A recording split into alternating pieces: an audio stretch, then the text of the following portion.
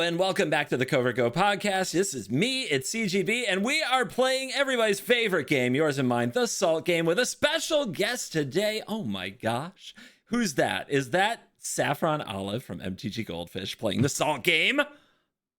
It is. I love salty magic cards. I was hoping you'd ask me to play the Salt Game because it sounds so much fun, and now I'm here, so I'm excited. I have very high expectations for you. I really do. Don't. Unlike many of the people who have played the game, you play Commander in a video that goes on YouTube every week. You have a podcast weekly talking about Commander. You should know this stuff. This is your alley. It is. And I have a secret superpower in this game, which is not only do I play Commander every week, I play with Krim every week. And if you know Krim, he plays more salty cards than anyone. So I know my salty cards pretty well. I completely believe that. So before we dive in and give you your first card, which they actually see on the screen right now, so they are all like, people are already getting excited. Seth doesn't see this yet. He doesn't see you. Yeah, I'm going to drop this in Discord in a minute. But let's say really quickly that the podcast today is sponsored by CoolStuffInc.com. Thank you to them for sponsoring all of my podcast episodes for the first at least several months here. They've been very supportive. So use the promo code CGBPod at CoolStuffInc if you want more of these kind of episodes, available also on Apple and Spotify and iHeartRadio and the podcast places, as well as YouTube if you want the visual effect, like Seth's face right now of anticipation. It's a big hit. All right, we're going to get right into it. The game is simple. You are trying to guess what you are going to see is one of the top 100 saltiest cards according to EDH Rec. You are going to try to guess its salt rank. The lower the number you guess, 1 is the highest. 1 is the most salty. 100 is the least potentially salty that you'll witness today. And your scoring is done based on the actual rank versus your guessed rank. So if you guess 30 and the rank is 40, you are off by 10 points. It's like golf. The lowest score wins. Low is good. Okay. Yep. Okay, I can handle that. Okay. We're going to start you right off with I haven't seen this one in a minute. This is fun. Oh yeah. Oh no. Mana Breach. Okay, Mana Breach. Oh god. 3 mana blue enchantment says whenever a player plays a spell, that player returns a land he or she controls to its owner's hand. Oh man, this has to be a pretty salty card, because if there's one thing I know about Commander players, they don't like their lands being messed with, and in a lot of ways, I would say Mana Breach is even worse than like an Armageddon or a Strip Mine, because you also want to be able to play the game, right? You sit down to play Commander because you want to play your cool cards, and you're kind of doing it to yourself. Everything that you play, you're forced to have to bounce one of your own lands. It's so brutal.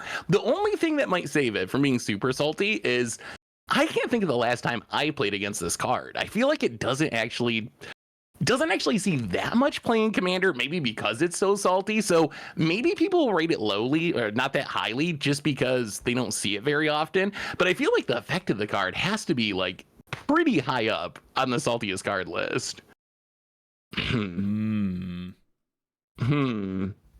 So whenever a player plays a spell, so if you're storming off or something, you just have to pick up your old mana base, right? Like, yeah, it's what's a good combo with? Is there anything that just wants you to have no lands in play?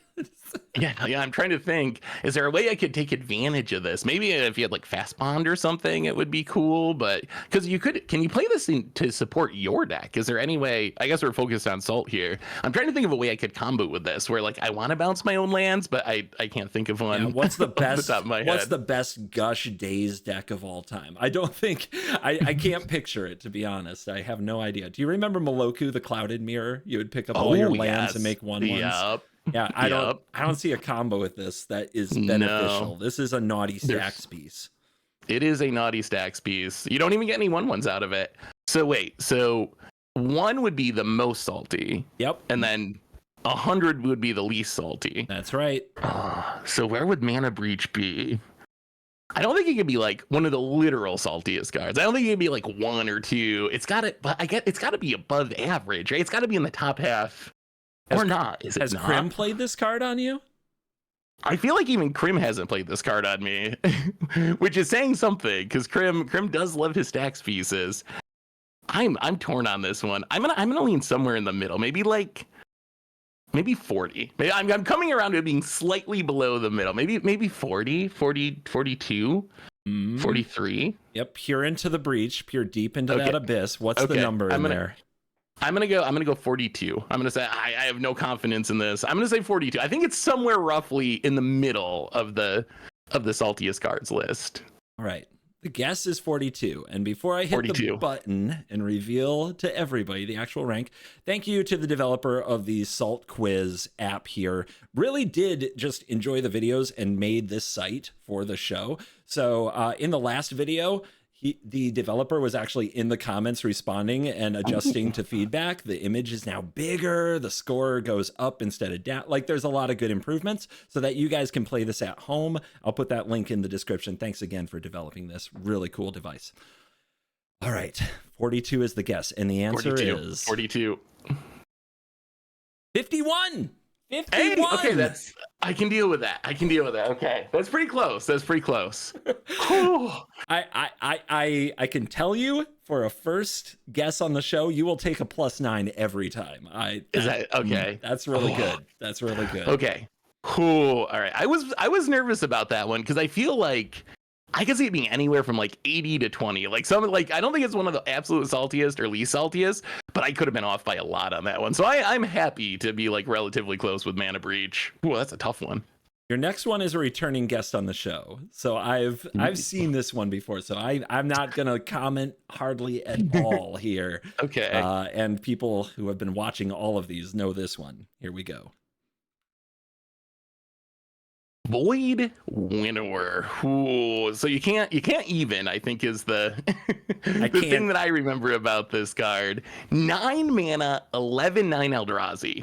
Your opponents can't cast spells with even converted mana costs or mana values now, and your opponents can't block with creatures with even converted mana costs. So basically, it's such a weird thing to punish. I think is this the only card that punishes odds and evens in Magic? I'm trying to think of another card that actually punishes you based on your odds and evens of your mana values. And this might be the only one. There's at least not a lot of them. I can't think of another one.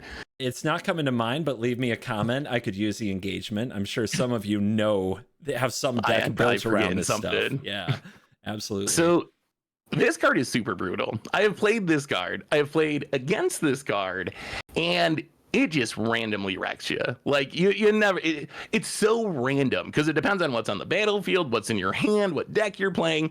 Sometimes you're like, oh, whatever, this isn't hurting me that bad. Other times you're like, oh my god, like I can't do anything. I can't cast anything. It's like an Iona almost on the battlefield that also keeps you from blocking, which maybe is a mercy. So at least you die to the big Eldrazi since you can't block. So maybe that's an upside. I was playing Brawl. I was playing Brawl the other day, and I had the new Ugin as my commander, Eye of the Storms, and my opponent Kona Rescue Beastied out Void Winnower. And I was like, I don't care. Like, Ugin's odd. I'll be fine. Yeah. Ugin can't exile this. It's colorless. And I'm sitting there with Ulamog and Kozilek in my hand, and I can't cast them. And it was a nightmare, dude. Brutal. I'm also curious. Do you think being an Eldrazi makes it saltier? Does the creature type play into this at all? Are Eldrazi's a salty creature type? On one hand, as someone who plays non-commander formats too, like getting got by an Emrakul the Eon's Torn, not very nice, getting your board annihilated. But then I remember we just got like an Eldrazi precon like a year ago, and everyone, it was the best one, everyone was most expensive one, the most hyped one. So I don't know if people are salty about Eldrazi or they love Eldrazi. Man, this is another tough one. I'm going to say maybe this is actually the saltiest Eldrazi, now that I think about it. The other ones, this stops you from playing things. The other ones just annihilate away stuff that's already on the battlefield. All right, I'm gonna go high on this one. I think this is like a 67. I'm gonna say 6. I think this is pretty salty. I think this is like the high end of average. I'm gonna go 67. Okay, so 67 is the guess. Has Goldfish done a saltiest creature types in Commander podcast? That sounds like a fun podcast. No, but that actually does sound like a fun podcast. We might have to add that to the list. Yeah. As a fan, I'm down for it. That sounds like a really fun show. What would your pick be, just off the cuff? Saltiest creature type in Magic. Slivers are way up there, dude. Oh, I get allies are mad. kind of like that too, but less iconic. Classic allies. Oh, but allies back in the day. Nobody understands rebels from back in the day. Nobody understands rebels. That's and you know, and this is the fun part about it. Somebody out there is going to be like Hydras, and you're going to be like, let me teach you about rebels. Okay. All right, Void Winnower guess is 67. The correct answer would it be 50, right in the dead center. Okay, 50. Dead in the middle, right in the middle. Okay. So 17 off. That's not as bad as it could be. Very respectable. Very respectable. Okay, Your score right now is 26. You're cruising along really well. So we're doing it. Absolutely. Oh no. Oh no. Oh no. Uh-oh. Look, there's Seth, there's an RNG audience too. I need you guys to know this. There's an RNG element to this, okay? I don't have control.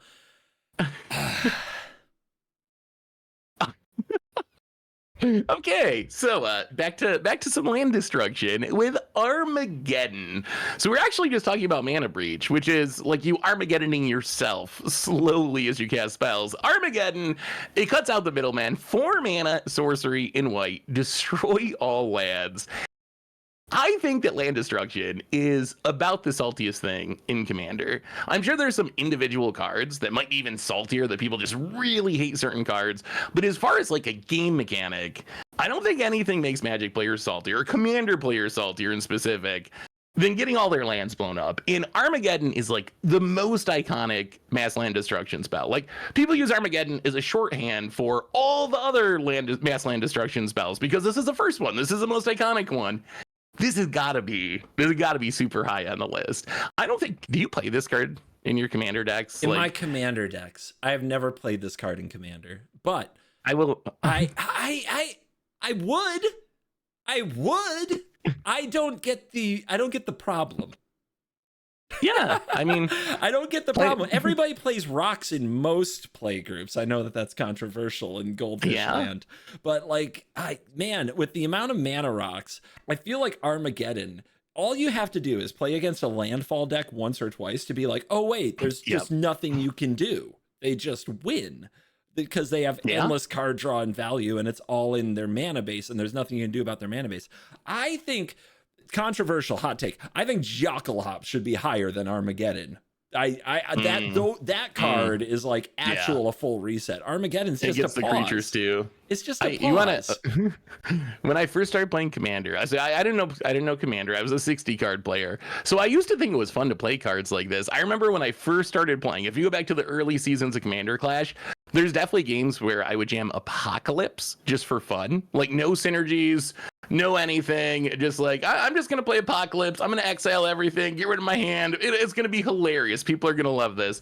I slowly learned that most people do not actually enjoy Armageddons and so forth. Although I think you might be right that the format might be better if it was kind of normalized to some extent. Like if it was okay to punish the green player or the landfall player in some way. Maybe Armageddon's too harsh. Maybe Wizards needs to design like something in between, but I do wish there was a way to punish those ramp players a little bit more in Commander, because it really does take advantage of the like no mass land destruction ethos of the format.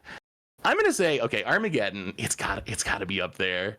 This has got to be like top. No, it's got to be way up there. I'm gonna say 80. It's 80. Oh no.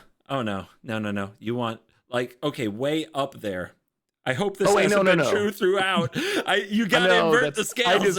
You gotta invert the scale. Right, we're golfing. So 20, yes, 20, okay. Yes. Okay. 20 is what I meant. It's got to be Clarify. Were you thinking that way for any of the previous picks, or was this just a slip for right now? No, okay, this was just for this one. Yeah, they're temporarily. Gonna they're gonna be mad about that. He didn't explain the rules. No. Okay. No, that's my fault. But yes, so 20 is what I was meaning. 20 for Armageddon. Way up there. Geddon. Oh my God. It's iconic salt. Pro Tour card right here. Oh my gosh. Yeah. And the correct With Mesa Falcon, maybe. Did you Mesa Falcon and then blow up all their lands? Yes, that was part of the plan. Oh my God, you know about the Mesa Falcon thing? No, that's the part people forget. The deck was built around like you wanted Dark Ritual Outsinger, Vampire, or Sarah Angel, and then Armageddon. That was the deck. That was the whole deck. Oh my gosh. That actually sounds It sweet. just needed some homelands cards in it because it had the sack lands like Runes of Trocaire and Ebon Stronghold in the mana base. So you could sack them to Armageddon for just 2 mana. But I needed some homelands cards. So yes, I had to make a Mesa Falcon. Because Seth, what's a 4/4? What is Sarah Angel's stat, Seth? 4/4, Flying Vigilance. That's right. How many turn clock is that? That's 5 That's turns. right. But if you add a 1/1 flyer to the mix. Oh. 4 turns. That takes a whole turn off the clock. And you know what happens if you can kill them in 4 turns instead of 5? They can't hit their every land drop after and Wrath of God. I did not realize that the Mesa Falcon deck was so brilliant. You have sold me on this deck. I used to think it was a meme, but now I think it was brilliant deck building from back in the 90s. It was 5 head, and nobody gets it, but now you do. All right, I'm getting it, yeah. All right, that's the deep lore. So the correct rank for Armageddon is also 5. Oh, so this is like literally one of the saltiest cards in the entire format. Yep, that's right. I knew it was salty. I didn't put it as that salty though. I guess that makes sense though. It is super iconic saltiness. Yeah, it's at a different level. So that's a plus 15 to the score because your guess was 20. And you're at 41, 3 cards in, which is respectable. You know, you got a lot to be proud of. We're doing all right. We're doing all right. I'm sure there were people out there yelling about Armageddon top 10, though. Dude, people hate this card. People do, yeah. People really hate this card. Okay. Uh-oh. Oh my God.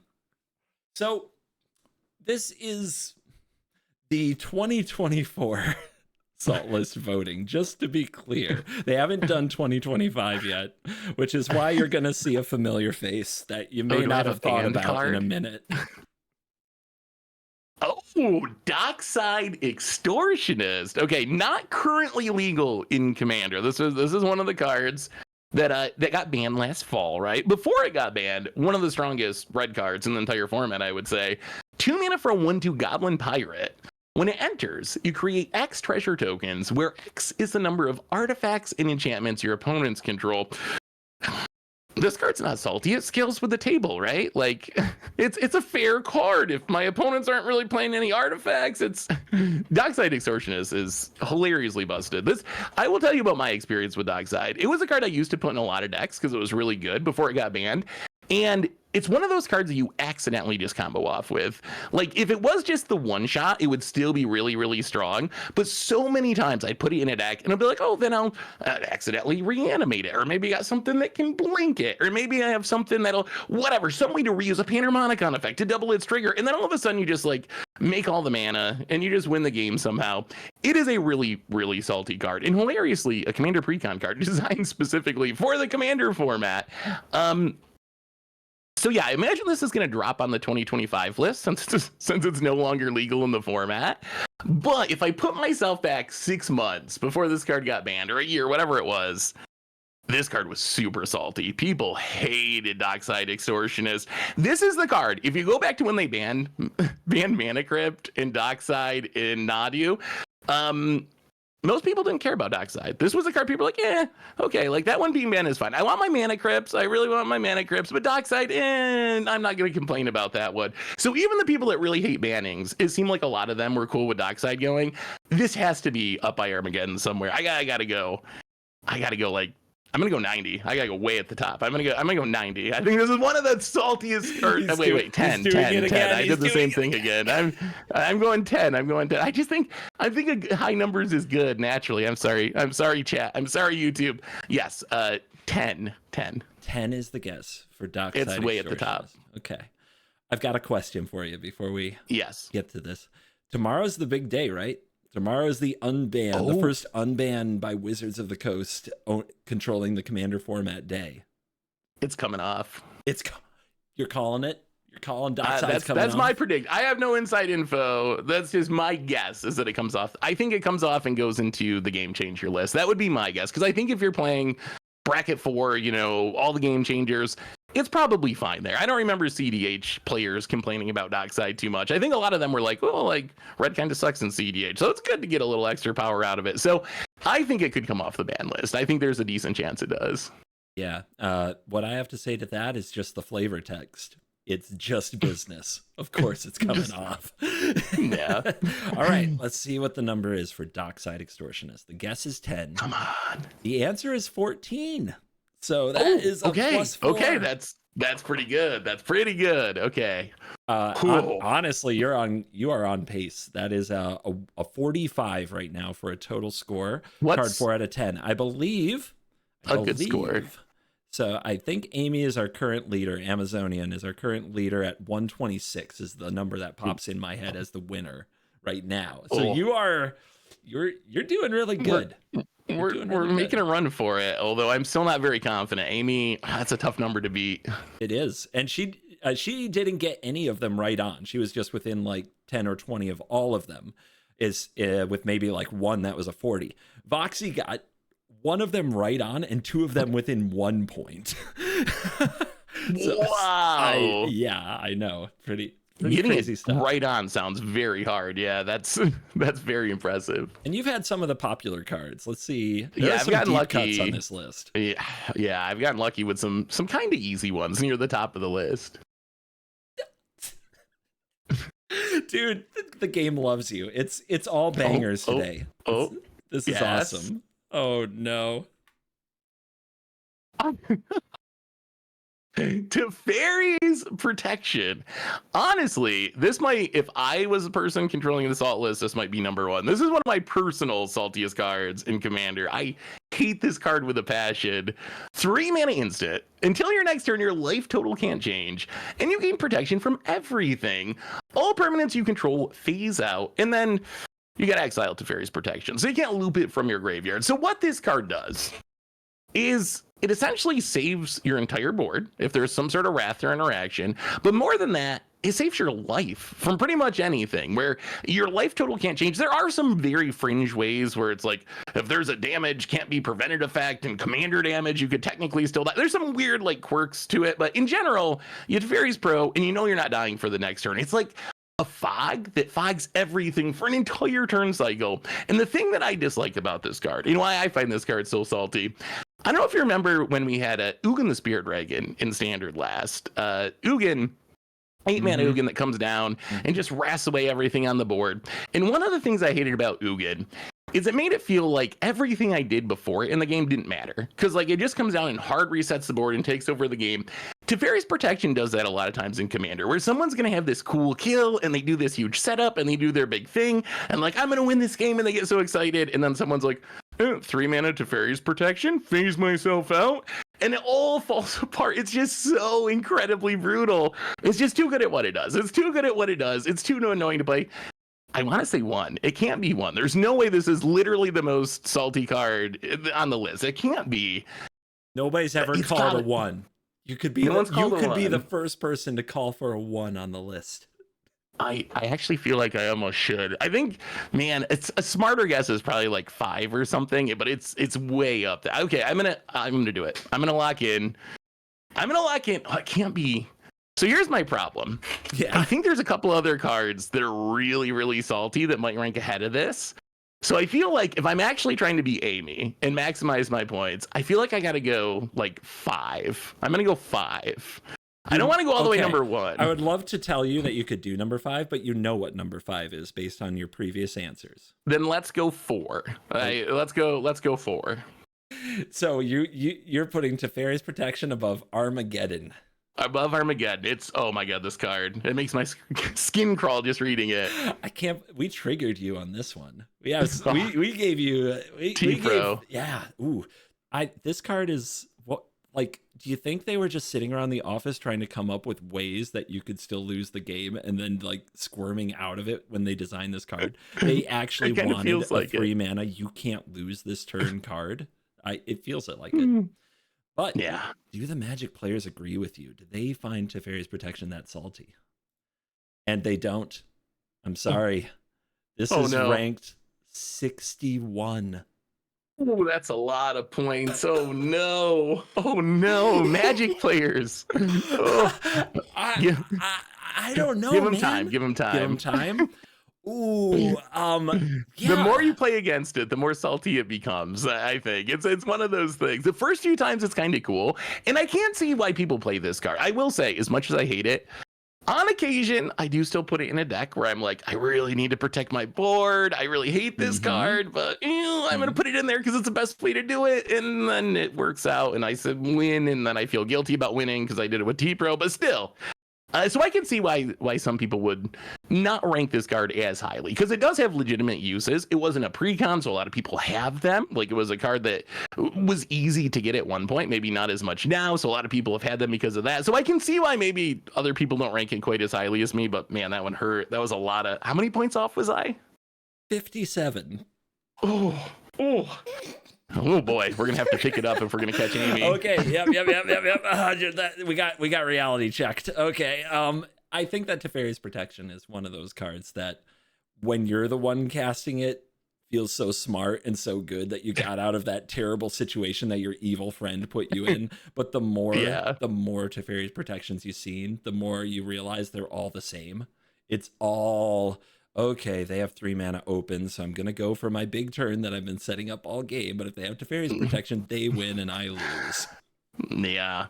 It's just, I wish it was a little more mana. If it was a little more mana, maybe, or something. But yeah, it can be brutal. Ink Shield. Ink Shield's an honest card. Ink Shield. What do you think of the new one, New Way Forward? The one that, like, deflecting palms and draws you a bunch of cards? That one also seems kind of funny. It seems fun to me. I don't know if it'll ever happen. If they get me with it once, it's going to be amazing. Okay. I don't know what it is. Usually when I play this game, it just deals up a bunch of like weird cards from Onslaught that I've never seen before. But today it wants Seth rating the bangers. That's what it wants. Ooh, another Static Orb. Okay, remember when I was talking about Teferi's Protection? I was like, I probably got to give it like a 5, because I know there's a few cards in Commander that are even saltier than that. One of those cards in my brain was like Winter Orb, Stasis. Those are the cards that I think of as literally the saltiest cards in the format. And Static Orb is pretty close to those. It's a 3-mana artifact.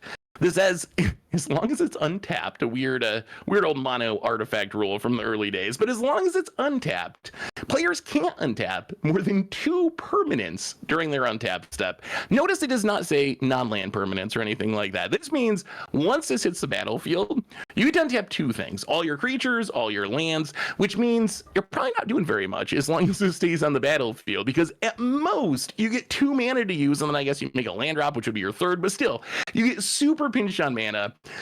This is, in a lot of ways, even worse than an Armageddon, worse than Mass Land Destruction, because it sits out there and affects the entire game. At least with an Armageddon, you can try to rebuild after, right? Maybe it's not super realistic, it doesn't always work out, but at least you can feel like you're trying to rebuild and trying to do something. Static Orb is like, until this leaves the battlefield, no one gets to play Magic, like, essentially. And then you know it's going to be from like an Urza player who's like, I'll tap it with my Urza before my turn so I get to untap all my stuff. Ugh. This has to be like, I'm staying up at the top of the list. It's got to be like, so Winter Orb's worse. Stasis is a 3. Winter Orb, Stasis, Static Orb. I think those are the 3 saltiest cards that I would say in Commander. So I'm going to say number 3. Number 3. Wow. What about I'm staying at the top. What about the argument for just running removal? You blow this up and all your stuff's still there. What about that? See, what's wrong with that? So that is true. That is true. And I think it is true that players probably should run more removal in their Commander decks. But the problem is, that's not how most people want to play Commander. That's always my counterpoint to that argument, is most people do, like, yes, anything in Commander is beatable, right? If you want to play a ton of removal and a ton of sweepers and a ton of counters, you can't stop any broken salty card from coming down. But that's not how most people want to build their deck. They want to play their silly cats and dinosaurs and these 8 drops, and like, that's what people play Commander for. So even though you could play more removal to beat it, That's just not how I want people to have to build their decks. I want them to build their decks so they're having fun with them, not so they have enough answers so they can realistically beat a turn 3 static orb most of the time. So idealistic. And the players pretty much agree with you. The correct ranking for static orb is 7. Okay. So you have +4. That card's so brutal. That card's so brutal. Okay, that's pretty good. I was pretty confident in that one. Some of these I have not been confident in. This one I was pretty confident it had to be way up there because, good lord, do you let people play with this card? Do I let people play with this card, or do if somebody had a static orb in their deck that they brought to a commander show that I was organizing, I would say it would have to be a week that was just all about salty commanders. Like there's no other way. Yeah. There's no other way. And the one time I've played against a static orb and it came down in a game, the person was immediately lambasted brutally for their behavior. It was at a convention and there were other creators in the game, and one in particular just started yelling at this person. What are you doing? It was as you might expect. I could see that. You mentioned static orb going with a certain card, right? Yes. Urza is what I think tap of. it with their Urza. Yeah. Well, that's funny because your next card is the Lord High Artificer himself. Oh, Urza Lord. I'm getting a lot of modern cards. Interesting. Urza Lord High Artificer. So 4 mana for a 1/4 legendary creature, human artificer. When it enters, you make a 0/0 colorless construct artifact creature token that gets +1/+1 for each artifact you control. Then you can tap an untapped artifact you control to make a blue mana, like your static orb, perhaps. And then you pay 5 and shuffle your library to exile the top card of your library. Until the end of your turn, you can play that card without paying its mana cost.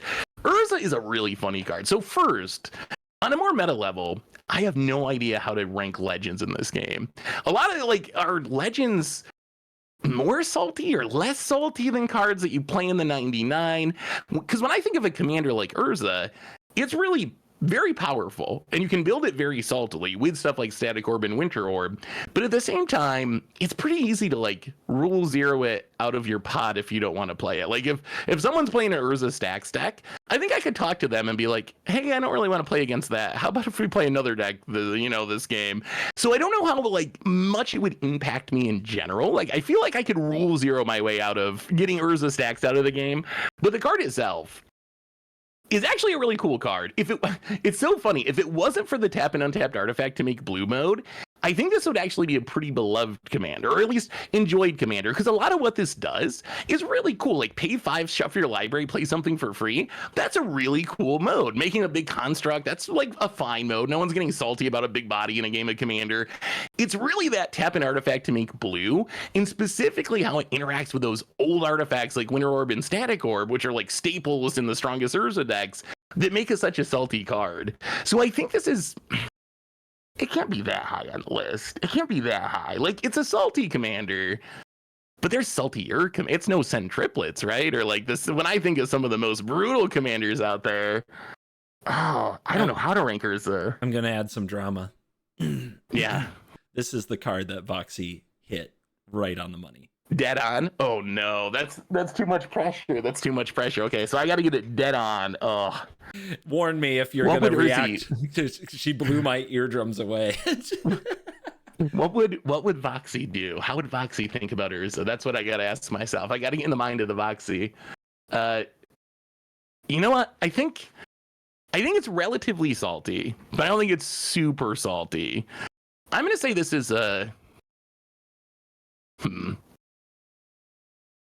Man, I'm trying to think. Okay, so if 50's in the middle, is this below or above? I'm going to go a little bit above average. I'm going to go, let's go 50. No, let's go 42. Let's go 42. 42. 42. All right, we're going to punch it in. Zero confidence in this one. At 42. I'm trying to remember exactly what the number was. Content creator brain. They think the people watch a few of our videos and they memorize they have really good memories. Let's say they have young memories like I had when I was 20, right? And they remember everything I said or did in a video. I have That was like I'm the a same month way. ago. I have no idea what happened in that video. Anyway, we're going to put in 42 for Urza, 42. Ford, 42. High, Artificer. And the answer is, it was 56. 56 is the correct number. Wow, how did Foxy guess 56? That is so impressive. She had never heard of this card before. That's even more impressive. I know. My head about exploded. Like, there needs to be a clip. There's a clip of that somewhere of me just like probably a face I made when she said the number. I was like, but that is a plus 14 on your score. Okay. Brings you to 120, and that was card 7 of 10. All right, so we got 8, 9, more. 10. Yep. Oh, so I got to be really good if I'm going to beat Amy. I got to be like dead on for these ones. Yep. I think Voxy is like 146 too in second place. So you're up there. You're a contender. Let's see what we can do. Yeah, we'll see. And okay. I am really curious what you say. Worldfire. Worldfire, banned in Commander for a long time, came off the ban list maybe 3 years ago now. Don't quote me on that. Something like that. It is a 9-mana sorcery. It says exile all permanents, exile all cards from hands and graveyards, and each player's life total becomes 1. Remember when I told you I used to play Apocalypse sometimes just for fun? Worldfire is one of those cards. This is a card that if you just put in your deck and you do not build around this card, I think it is a miserable experience. Like, no one enjoys having the game just hard reset at some random point an hour into a Commander game. And this is about as hard of a reset as you can have. Like, not only are all the permanents gone, your hands are gone. Your graveyard is gone. You're really starting over, like empty-handed from the start of the game. The only saving grace here is your life total does go to 1, which means you do die to pretty much anything, which hopefully means someone's going to draw a land in a 1-drop and kill the table eventually and get out of this miserable situation. I was surprised they unbanned this card. I figured this was a card they just leave on the ban list because it was hard for me to see what fun experience you get out of Worldfire. Like, what is the cool thing? I guess you like suspend something and then try to Worldfire. Or... I've had it done to me. It's the Chandra Awaken Inferno +2 emblem. Oh, give him the emblem and then world. So actually, if you did that to me, I wouldn't mind. If you Chandra me and then Worldfire and I die to the emblem the next turn, 100% cool with that. Good job, you got me. The games I don't like are the ones if you don't draw the Chandra and then you still Worldfire and then we got to play for like another 2 hours to try to find your way into ending this game through the Worldfire. So I wonder how often that happens. I wonder, this was on the ban list for a long time. So are the people that are salt ranking these cards, have they played against it that much? I haven't really seen this since it's been off the ban list. Maybe once I think I played against the Worldfire deck since it was unbanned. I don't know if people view this, like, obviously the effect is salty, but I don't know if people think about Worldfire as much as they think about Armageddon or like some of the other like more iconic mass land destruction effects, which makes me think it's going to be lower than I think. I would say it should be up very high like Armageddon because of what it does, but I feel like it's actually going to be lower than that. I feel like it's actually, I'm going to be like, oh yeah, obviously it was like an 80 or something. No hints? You don't get any? Can I call a friend? You don't get any? No help? Okay. Who would you call for Worldfire? Who would you phone? Who has a good analysis of Worldfire? Yeah, that's a good point. I didn't think that through before I said it. Probably still Krim. I would just lean on him for knowing anything about salty cards. You know what Krim's gonna say. It's fine. Worldfire's fine. Yeah, I guess. I'll be Krim right now. What's wrong with Worldfire?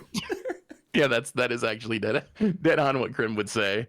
Okay, so Worldfire, I can't shake the feeling that it's not as salty as it should be. I'm gonna say, because it was banned for so long, and because I haven't seen it so much, a lot of people that just haven't experienced how brutal this card actually can be, and it doesn't have that high of a score. I'm going to say it's like, boy, man, I got to be close on this one too. All right, I'm going to say 72. 72 on 72 Worldfire. To stay in the game.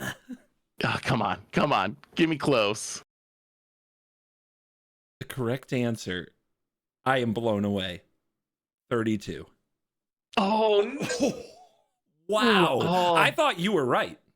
I would I have thought I had guessed good you were reasoning right. behind it. I thought that was Yeah. a good reasoning. I really Oh, did. I was no. right there with you. I was like, I bet that's right. I bet that's right in the area. I would have guessed, if I had to guess, I would have guessed like 63. Somewhere in that range, 32. yeah. 32? That's actually pretty salty. They Maybe are- more people have played with this card than I realized, because yeah, I mean, it is definitely a very salty card. Yeah. Now that's a lot of points. Yep, that's a plus 40, and your score has gone to 160. And now it's a pride game, because now you're up against like people who don't play Magic like Rarin. Okay, we gotta at least beat the Yu-Gi-Oh and Hearthstone players. Okay. Hey, maybe I can get some other Goldfish people to play, and you can have a pool for this. All right, let's see. We're going into card number 9. Card 9.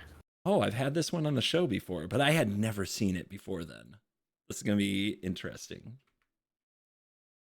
Oh, Epicenter. I don't know if I've ever seen this card before. 5 mana sorcery. Target player sacks a land. That doesn't sound that bad. Threshold. All players sack all lands and set. Wow, that went from 0 to 60 pretty quick there. From target player sack a land for 5 mana. That's nothing. And everyone sacks all their lands. Okay, so threshold means you gotta have at least 7 cards in your graveyard. Which honestly, if you're trying to get threshold in a game of Commander, even in a red deck, which isn't the most self-melee color or whatever, it should be pretty easy to get, right? Like if this is what you're trying to do, if your goal is to epicenter people, you probably can turn on threshold if you want to. My question for this card is, well, first, I didn't even know it existed, which makes me think it can't be that salty, because I might have heard about it before if this was like a card people were talking about a lot. So that makes me question how high it can actually rank. The other thing I wonder about is, are there just better versions of this effect? I feel like people just vote high for anything that destroys all your lands in Commander, but I feel like this is like the 10th best mass land destruction spell or something. It's pretty far like down the hierarchy of cards that people play if they do want to blow up everyone's lands in Commander. I think I'm talking myself. This is insane, because we know Armageddon's like 5, right? Didn't we do that one? And it was a 5 earlier, something like that. It was Armageddon was very high up there. And this is kind of red Armageddon for 1 more mana. If you have threshold, 1 more mana, threshold, you basically get a mono red Armageddon.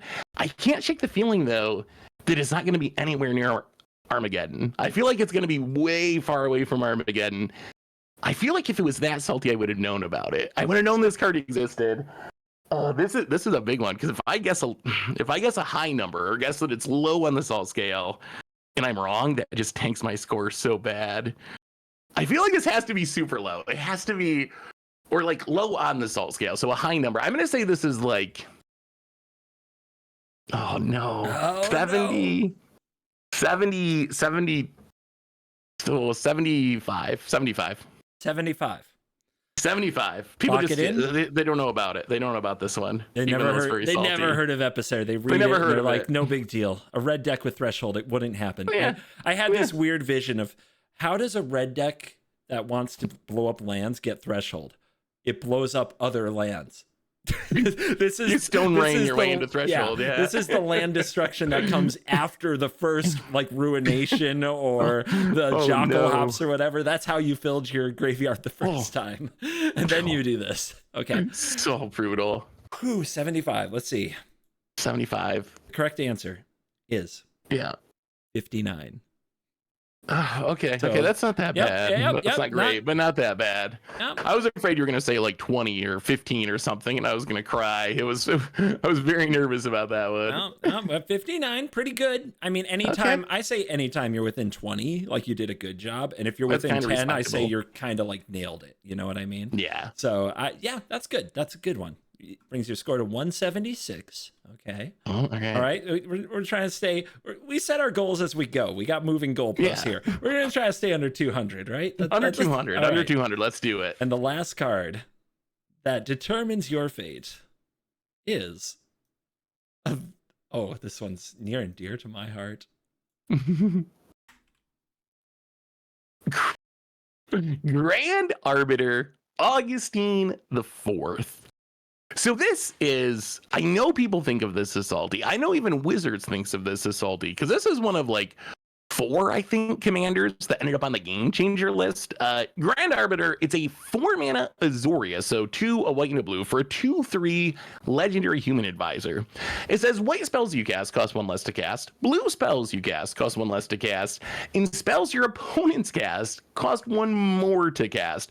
So all this is essentially a stacks piece in your command zone. There's not really much building around Grand Arbiter. I don't think I've ever seen a cool Grand Arbiter deck. It's literally like, I'm just gonna make y'all have a little bit less fun during this game of Commander. There's no upside here. There's sometimes there's like salty cards that at least in like Worldfire can be pretty salty, but if you kill me with that Chandra thing, that's kind of neat. I don't know what the neat thing you can do with Grand Arbiter is. I've never seen anyone like do a Grand Arbiter thing, be like, wow, that makes it worth all the stacksing because that thing you did was so cool right there. I don't know if you can do it with Grand Arbiter. Persistent petitioner synergy with the advisor type isn't cool enough for you. Ooh. That actually is pretty good. It probably is the best persistent petitioner commander.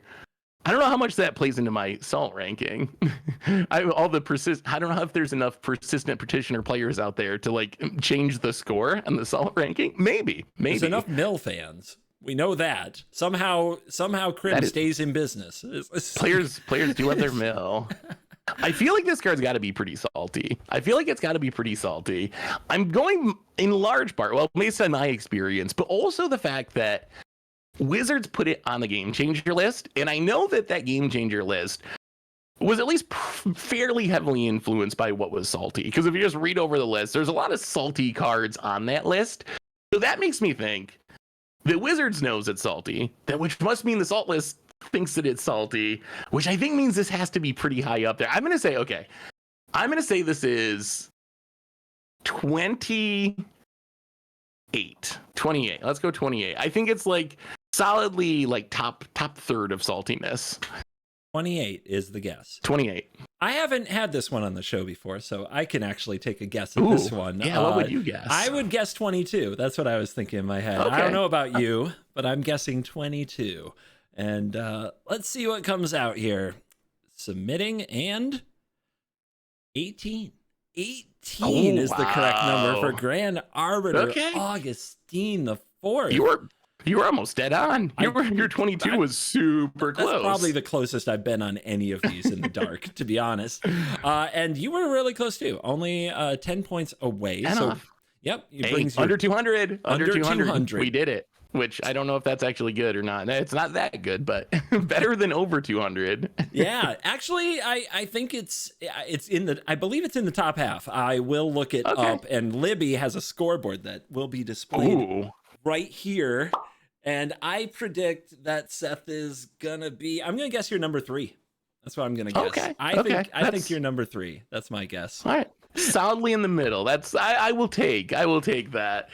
Man, that was a very interesting game. I really like this game. This is a really cool game. I think I got kind of lucky with some of my first cards, like the Docksides and T-Pros, but there were some tough ones in there too, like Epicenter. Super cool game. Yeah, never see Epicenter very often. And the ones that really punched you there, when you have that one card that just gets under your skin.